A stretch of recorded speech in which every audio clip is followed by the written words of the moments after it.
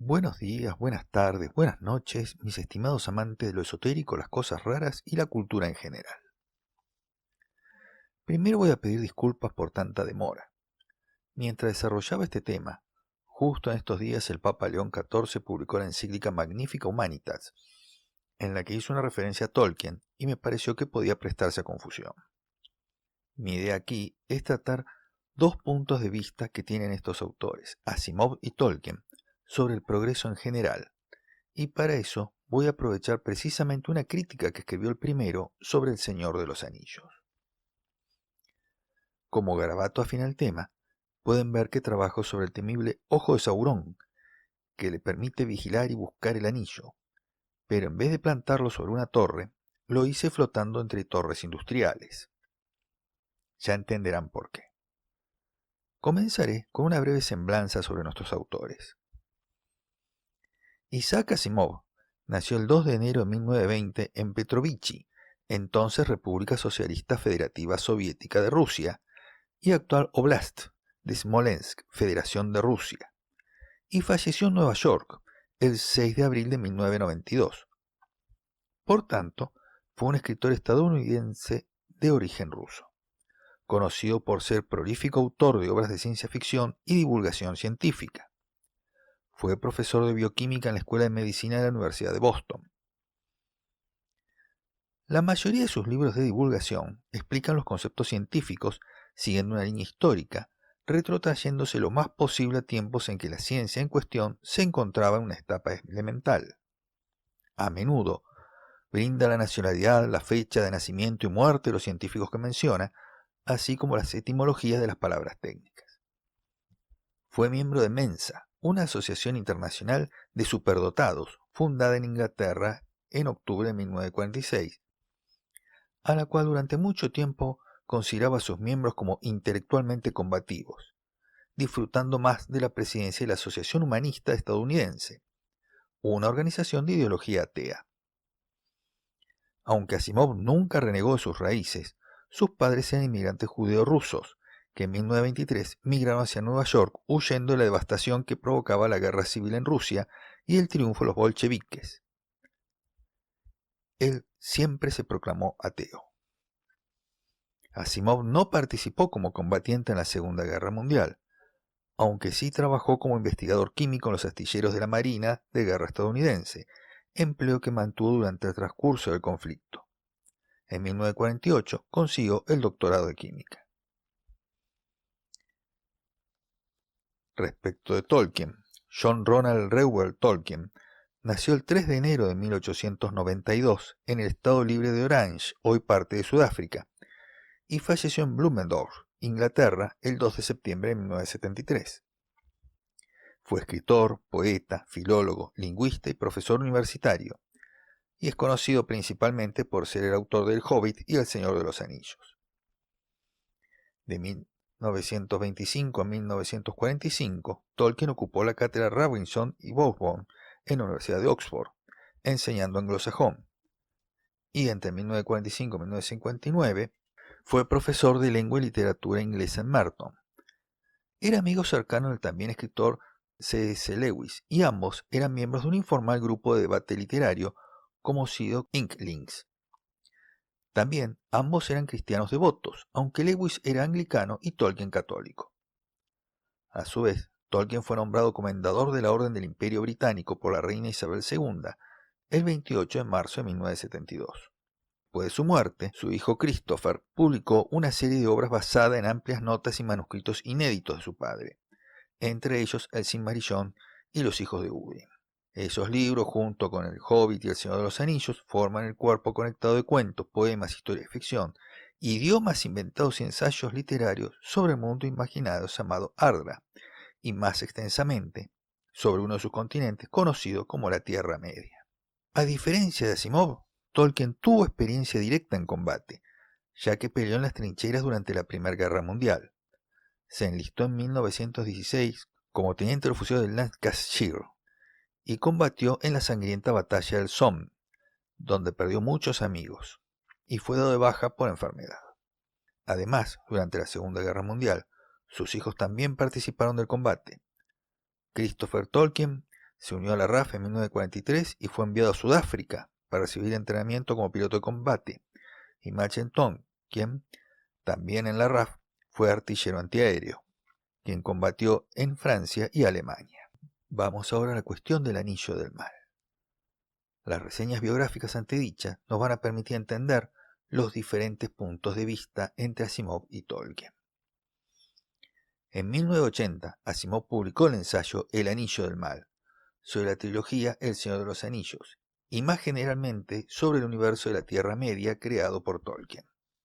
Aclaración importante: no es un artículo en contra de Tolkien, sino una discrepancia desde su punto de vista. Entiendo que en estos tiempos actuales sería mucho más atractivo si Asimov hubiera escrito un ensayo tratando a Tolkien de ignorante e insultando a todos sus ancestros, pero no lo hizo.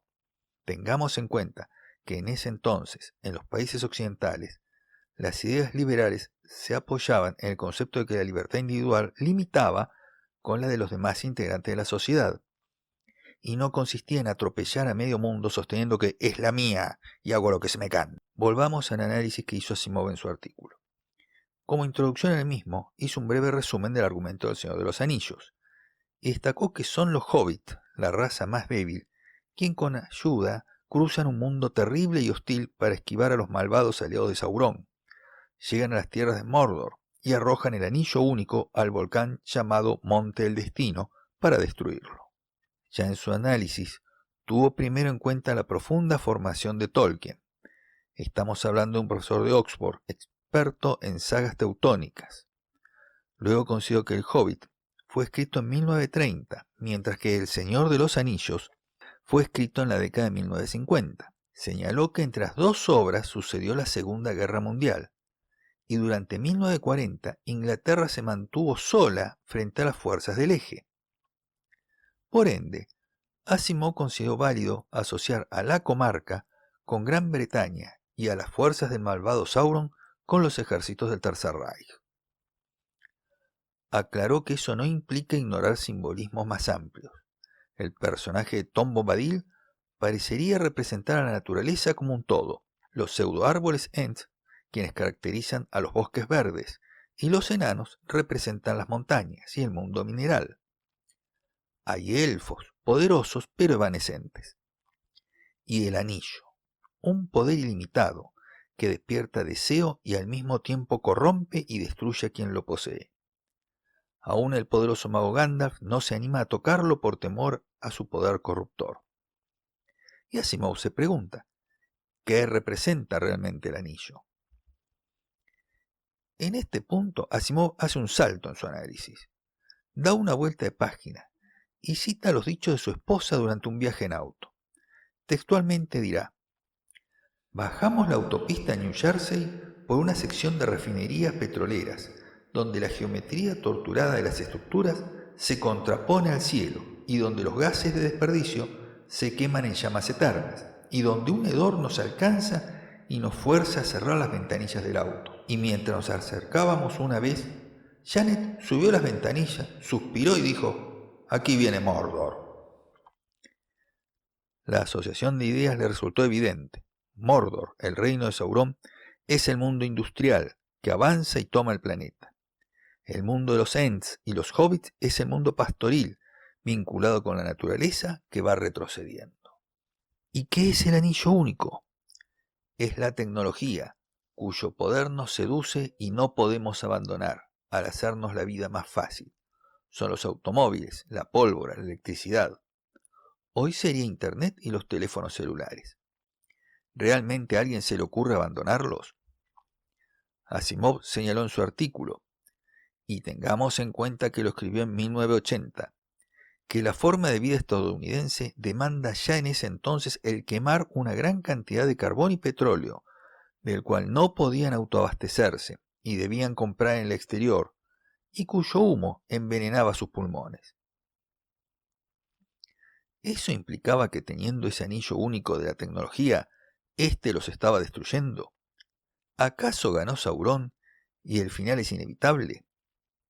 ¿Debían volver a un estado pastoril más vinculado con la naturaleza? Aquí el artículo hace un nuevo giro. Asimov afirmó que el mundo ideal de la era preindustrial solo existe en la nostalgia. Considera que puede haber habido en ese entonces un reducido grupo de terratenientes y aristócratas que efectivamente llevaban una vida idílica, pero eso era a costa de horas y horas del trabajo de sirvientes, aldeanos y esclavos, cuyas vidas se desarrollaron bajo una gran brutalidad. Para Asimov, quienes tienen esa visión idealizada son quienes, como Tolkien, heredaron la tradición de una clase dominante que tiene muy presente su aspecto placentero y muy poco presente la pesadilla que rellenaba el mundo fuera de su mansión. Con todas las miserias y horrores que la industrialización trajo, vino aparejada por primera vez educación para millones de personas, compartir algo de los bienes materiales del mundo y acceder a la cultura. Es fácil hablar de la gente que muere en los accidentes de tránsito, pero nos olvidamos de los millones que han dejado de morir gracias a la producción de alimentos y los avances médicos. Por eso no podemos abandonar ese anillo único. Si nos lleva a la autodestrucción es porque lo estamos usando mal. Concluye que El Señor de los Anillos es una aventura fascinante, que la ha leído 4 veces y posiblemente la lea una vez más, pero sin perderse en sus simbolismos y teniendo en cuenta que el anillo es solamente un anillo. Bueno, ahora me toca un poco a mí. Como ya se habrán dado cuenta al escuchar las reseñas biográficas, aunque las vidas de Tolkien y Asimov se superpusieron cronológicamente a partir del periodo de entreguerras, lo cierto es que ambos vivieron en momentos históricos y geográficamente casi antagónicos. Tolkien fue testigo del fin de una forma de vida, tal vez más bucólica, donde predominaban los productos artesanales. Por ejemplo, lo común era comprarse un traje hecho por un sastre, y vio cómo el mundo se transformó a lo largo de 2 guerras mundiales. Todo un estilo de vida, de ver la civilización avanzar de manera pausada, de acceder a la cultura pacientemente a través de largas lecturas, desaparece, se diluye. Vio en las trincheras de la Primera Guerra Mundial el avance de los primeros tanques y aviones. Y la Segunda Guerra empezó con cargas de caballería y terminó con explosiones nucleares. Asimov, inmigrante de niño de Estados Unidos, vivió otra realidad. Ascenso social, una guerra bastante lejana. Lo más cercano a Estados Unidos fue el ataque a Pearl Harbor. Un país apoyado en la maquinaria industrial que vivió plenamente la edad dorada de la posguerra, cuando The American Dream era el modelo para los países del mundo libre. ¿Miedo a una catástrofe nuclear por la Guerra Fría? Eso era material para los escritores. Ambos autores eran reconocidos universitarios, uno dedicado a las ciencias humanistas, el otro a las ciencias duras. Resulta casi obvio considerar que Asimov encara con férreo optimismo todo desarrollo científico. Para él, el pasado es un lindo recuerdo, pero no hay lugar para nostalgia. Es el futuro lo que hay que capturar, y capturarlo en serio, porque si no, es una bestia que nos consumirá. Tolkien era consciente de eso. El Señor de los Anillos no termina con la destrucción del anillo único, música y un desfile triunfal. Pasa el tiempo y termina con una despedida.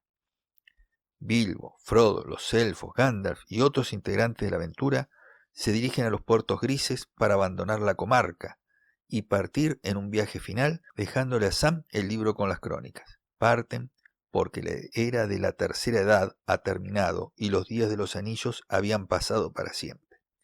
Empezaba la edad del hombre. Tolkien había entendido que pese a procurar llevar una tranquila vida universitaria, la transformación que el mundo sufrió en la primera mitad del siglo XX era irreversible. ¿Era pesimista? No lo creo. Al menos no lo creo en un sentido fatalista. Si el mundo de la tercera edad realmente hubiera sido idílico, no habría existido Sauron y los Anillos. La comarca de los hobbits era pacífica por su aislamiento y la absoluta falta de interés de sus ocupantes en saber qué pasa fuera de la misma. De lo que no tengo dudas es que el mundo de posguerra no le gustaba. Irónicamente, las dudas sobre el futuro que tenía Tolkien siguen vigentes ante las nuevas transformaciones sociales que está provocando la tecnología en la actualidad. Lamentablemente, Asimov falleció el 6 de abril de 1992. No presenció la irrupción de Internet en la vida cotidiana o el actual uso de los teléfonos celulares, ni la pandemia, ni la permanencia de la guerra. Hubiera sido interesante saber si mantenía su optimismo ciego sobre el futuro. Espero, mi estimado amigo, que les haya gustado, resultó de interés. Nos veremos en la próxima y que sueñen con los angelitos.